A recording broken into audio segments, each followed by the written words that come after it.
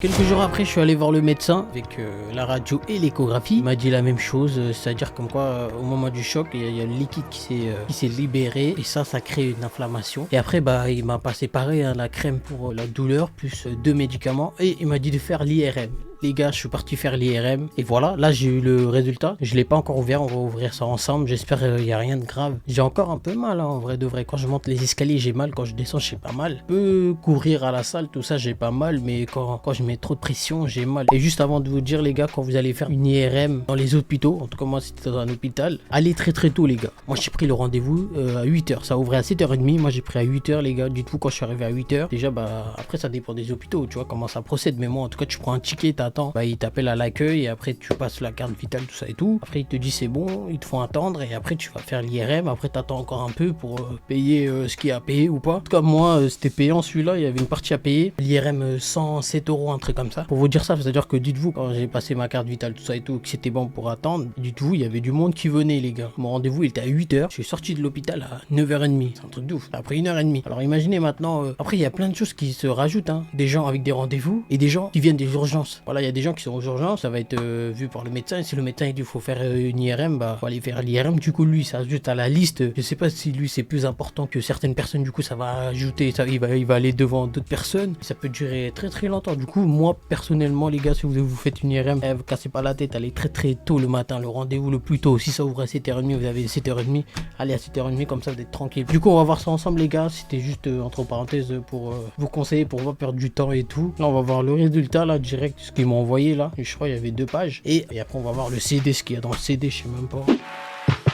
Voilà, IRM du genou gauche. Les gars, pour info aussi, bon en tout cas moi c'est dans l'hôpital où j'étais, les gars, apparemment pour les IRM tu peux pas faire les 2 genoux. Heureusement moi c'est que le genou gauche, mais si je devais faire les 2 genoux, les gars, je devais prendre 2 rendez-vous séparés, mais pas le même jour. C'est à dire que si c'est genou gauche et genou droit, il faut prendre au exemple aujourd'hui rendez-vous IRM genou gauche et le lendemain IRM du genou droit. Même pour d'autres IRM, tout ça apparemment pour la sécu et tout, c'est pas remboursé et tout. Ça je sais pas, j'ai découvert ça aussi, donc je vous transmets l'info. Allez c'est parti. Indication jaunalgie, ça veut dire quoi? Ça veut dire genou, non? Localisé au niveau du genou, ouais, voilà, c'est ça que ça veut dire. On continue. Résultat: compartiment fémoro-tibial interne, plage focale sous-chandrale en hypersignal d'épée de la joue médiale de la trochée d'allure odémateuse, probablement en rapport avec une chaudropathie focale. Morphologie et signal normal du ménisque, intégrité du ligament collatéral interne, respect des tendons, des muscles de la patte d'eau. Compartiment fémoro-tibial externe, aspect normal du cartilage et de l'os sous-chondral, morphologie et signal normal du ménisque, intégrité du ligament collatéral externe et de la bandelette iliotibiale. Moi il y a juste ça qui m'inquiète là avec je sais pas quoi là. Les gars, venez, on regarde là tout de suite les mots parce qu'il y a trop de mots et après on va se perdre. Alors, dégénérescence du cartilage au niveau de l'articulation du genou. Wesh. Qu'est-ce qu'il me raconte? C'est grave ou pas? Comment soigner? Pour soigner cette affection, plusieurs approches peuvent être utilisées. Tout d'abord, le repos et la rééducation de l'activité physique peuvent aider à soulager la douleur et favoriser la guérison. On peut aussi prescrire des anti-inflammatoires pour diminuer l'inflammation et soulager la douleur. Voilà, déjà, je crois qu'il n'y a rien de grave, mais on sent que c'est ça. Hein. Pas exactement ce que ça veut dire. Ouais, je commence à quand opérer. Ouais, je crois que c'est là j'ai mal. Ouais, voilà, moi j'ai mal, les gars. Vous voulez savoir où exactement? Ouais, on va dire, je prends cette image, les gars. Là, c'est mon genou gauche. Moi j'ai mal dedans là. Pas où il y a le muscle, ça c'est le muscle. Là. Flash focus en hyper. Ouais, on va regarder ce que ça veut dire ça. L'hypersignal de la substance blanche est dû à un processus de démyélinisation. Ceci est le résultat d'une destruction de la myéline chez l'adulte par défaut congénital de production de je sais pas quoi. On va juste savoir c'est quoi ce mot là. Allure odémateuse. Blessure qui présente l'apparence d'un œdème, une fois causée par l'accumulation de liquide sous la peau suite à une infection. Oui.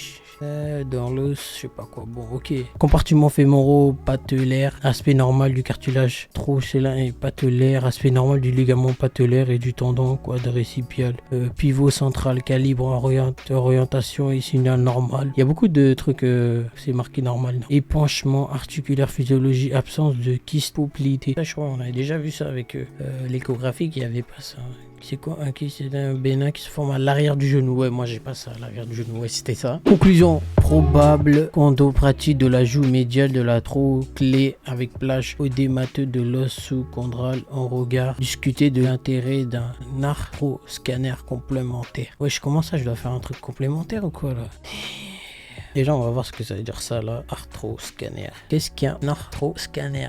Ça va être un examen complémentaire par un médecin radiologue. Consiste à réaliser une arthrographie puis un scanner du poignet. Pourquoi l'arthroscanner fait mal? L'injection du liquide iodé dans l'artisan ne provoque tout au plus que des douleurs modérées et très passagères. Que tu me racontes, ils vont mettre un truc là dedans? Mais wesh, ils veulent mettre une aiguille dans mon genou, gros. Je sais pas si je fais ça ou pas. C'est quoi le délire là? Probable croc de la joue. Qu'est-ce que l'autre est grave? Si elle n'est pas traitée, elle peut rapidement évoluer vers de l'arthrose et causer des douleurs ou une gêne au niveau du genou. Et putain, aïe aïe aïe aïe aïe. Voilà, c'est pas fini, je vais aller voir le médecin avec, je sais pas ce qu'il va me dire, peut-être comme il a dit de l'arthroscanner complémentaire. Épanchement articulaire physiologique. Et après, il y a le CD là, on va voir le CD. Le pathologie de liquide, ouais, c'est ça, hein, mais je sais pas comment on enlève ça. Ok, bon les gars, regardez le CD là. C'est quoi ça? Gros, mon genou ça? Ouais, je peux zoomer et tout là. Il y a 10 séries, ça c'est l'arrière. J'avoue, je vais pas te mentir, je comprends pas trop. En fait, c'est tous les côtés du genou quoi. Ouais, là, ça se voit, c'est le côté. C'est quel côté, mais on peut faire bouger et tout, mais ça zoome là. Ça c'est là, ça c'est l'arrière du genou. À dire qu'eux ils arrivent à comprendre ça là, c'est un truc de ouf. Hein. C'est tout, il y a 10 séries. Ouais, voilà, bon les gars, j'ai pas trop capté. Bon bah. Je vais aller voir le médecin et on va voir ce qu'il va me dire. Soit encore un examen, un truc complémentaire là, comme on a vu là, l'arthro-scanner, je sais pas quoi. Soit je continue à mettre la crème là et prendre des médicaments. On va voir ce que ça dit. Voilà, à la suite.